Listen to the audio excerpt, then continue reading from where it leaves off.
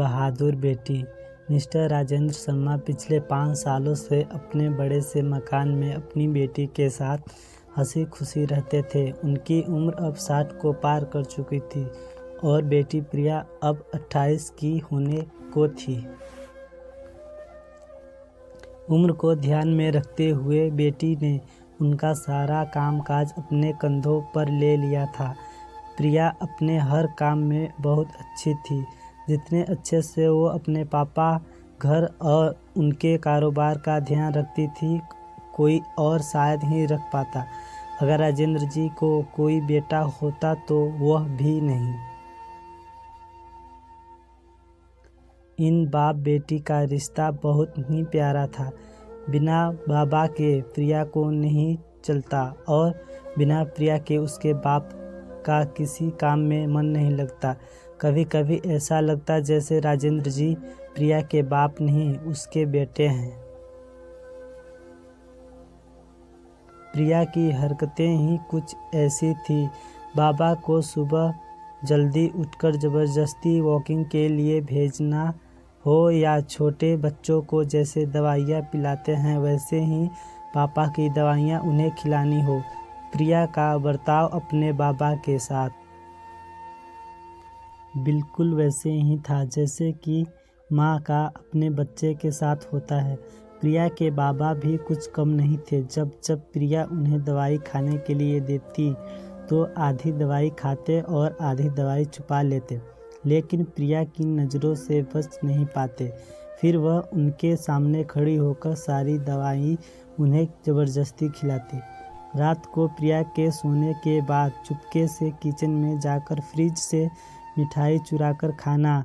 बाबा की ऐसी शरारतें भी प्रिया पकड़ लेती थी। पकड़े जाने पर बाबा पानी पीने का बहाना करते, लेकिन प्रिया उनको समझाती कि मिठाई आपके लिए हानिकारक है। बाबा को याद दिलाती कि पिछली बार उनका शुगर लेवल कितना बढ़ गया था। अपने ही घर में अब मैं मिठाई भी नहीं खा सकता, बड़बड़ाते हुए नाराज़ होने की एक्टिंग करते हुए बाबा किचन से चले जाते। फिर प्रिया उन्हें मनाने के लिए एक मिठाई का टुकड़ा पापा के पास लेकर जाती और फिर वो दोनों उसे आधा आधा बांटकर खाते। दोनों के चेहरे पर बड़ी स्माइल आ जाती। बस ऐसे ही दोनों की ज़िंदगी हंसी खुशी कट रही थी। उनका घर बहुत बड़ा था, उसमें कई कमरे थे, इसलिए उन्होंने सोचा कि एक किराएदार रख लिया जाए। पैसे के लिए नहीं, लेकिन प्रिया के ऑफिस जाने के बाद अकेले रह रहे राजेंद्र जी को थोड़ा सा ही सही किसी का साथ मिल जाए, इसलिए जल्द ही एक किराएदार फाइनल हो गया। उनका नाम अमर सिंह था। उम्र उनकी 50 से 51 की होगी। एग्रीमेंट पेपर बनने के दौरान पहली बार वह राजेंद्र जी और प्रिया से मिले। उन्हें दोनों से मिलकर काफ़ी अच्छा लगा और अब अमर सिंह अपनी बीवी के साथ राजेंद्र जी के घर पर ही किराएदार के तौर पर रहने लगे। थोड़े दिन बीते, लेकिन अमर सिंह राजेंद्र जी से अच्छी तरह घुल मिल गए थे। वह दोनों सुबह सुबह अब साथ में ही वॉकिंग के लिए जाया करते थे। कभी वह अमर सिंह के साथ तो कभी अमर सिंह और उनकी बीवी प्रिया और राजेंद्र जी के साथ डिनर किया करते। एक सुबह जॉगिंग के दौरान अमर सिंह ने कहा कि आप और प्रिया अकेले ही रहते हैं, आपको तो काफ़ी कुछ मैनेज करना पड़ता होगा, आप कैसे सब इतने अच्छे से संभाल लेते हैं? अजी मैनेज क्या करना है, मेरी होशियार बेटी के लिए यह कुछ भी नहीं है। प्रिया सब इतने अच्छे से संभाल लेती है कि मुझे किसी बात की कोई चिंता ही नहीं है। राजेंद्र जी मुस्कुराते हुए कहा, हाँ वह तो ठीक है, लेकिन जब प्रिया ससुराल चली जाएगी तब आपके लिए यह मैनेज करना बड़ा मुश्किल हो जाएगा। आपका कोई बेटा भी तो नहीं है और आप अकेले ही इतने बड़े घर में रहते हैं। अमर सिंह ने अपना विचार बताते हुए कहा। राजेंद्र जी के चेहरे के हाव भाव बदल गए। वह अमर सिंह से कुछ कहना चाहते थे लेकिन नहीं कहा और बात बदलने के लिए उसने पूछा, खैर वो सब जाने दीजिए, आपके कितने बच्चे हैं? अमर सिंह ने छाती चौड़ी करके कहा, मेरे 2 बच्चे हैं, दोनों ही लड़के हैं और दोनों ही अमेरिका में रहते हैं। राजेंद्र जी को लगा जैसे अमर सिंह उन्हें ताना मार रहे हों, लेकिन फिर भी उन्होंने कुछ नहीं कहा और वो जॉगिंग करके अपने घर लौट आए।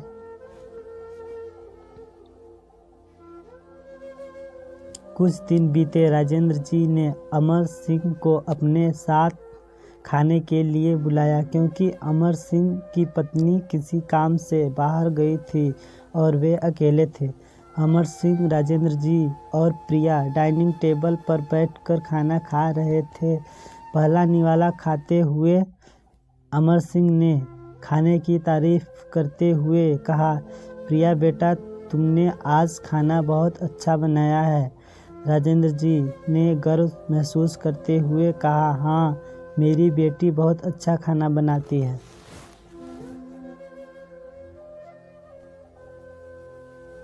अमर सिंह जी बोल पड़े, यह तो बड़ी अच्छी बात है, उसके ससुराल वाले बड़े खुश रहेंगे। प्रिया उनसे कुछ कहना चाहती थी लेकिन राजेंद्र जी ने उसे रोक दिया और बात बदलने के लिए प्रिया से पूछा, कारोबार कैसा चल रहा है? कोई दिक्कत तो नहीं हो रही है? प्रिया ने कारोबार की सारी जानकारी और स्थिति अपने पापा को बताती, जिसे अमर सिंह भी सुन रहे थे और वह प्रभावित होकर बोले, वाह प्रिया बेटा, मानना पड़ेगा, जिस तरह से तुम सारा कारोबार संभाल रही हो, तुम राजेंद्र जी की बेटी नहीं बेटा हो बेटा।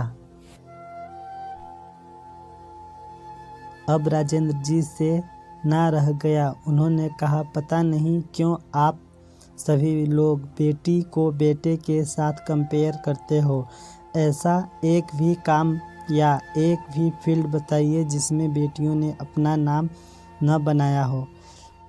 अरे आसमान में प्लेन उड़ाने से लेकर देश के सर्वोच्च पद पर बैठकर देश चलाने तक बेटियों ने हमेशा अपने आप को साबित किया है, लेकिन आप जैसे लोग अभी भी उनकी तुलना बेटों से ही करते रहोगे।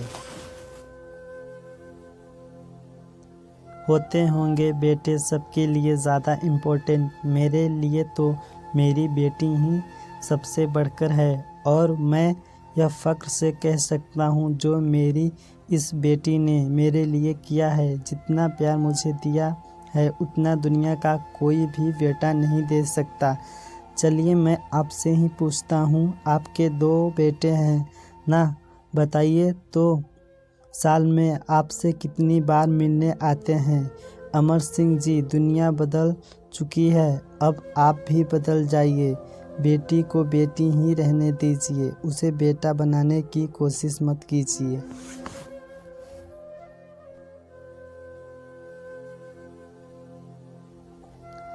तो इतनी सुंदर कहानी का एक छोटा सा सारांश आपको बताता चलूं। आप जब भी किसी बेटी का सम्मान करेंगे तो एक बेटी की तरह ही करना। ऐसा कभी मत कहना कि तुम बेटी नहीं बेटा हो। तो दोस्तों, यह थी हमारी आज की कहानी। उम्मीद करते हैं कि आपको पसंद आई होगी। आपका क्या कहना है इस कहानी के बारे में कमेंट में हमें ज़रूर बताएं। वीडियो को लाइक कर दीजिए और चैनल को सब्सक्राइब करके घंटी को दबा के ऑल पर सेट कर दीजिए ताकि आने वाली वीडियो आपको तुरंत मिले।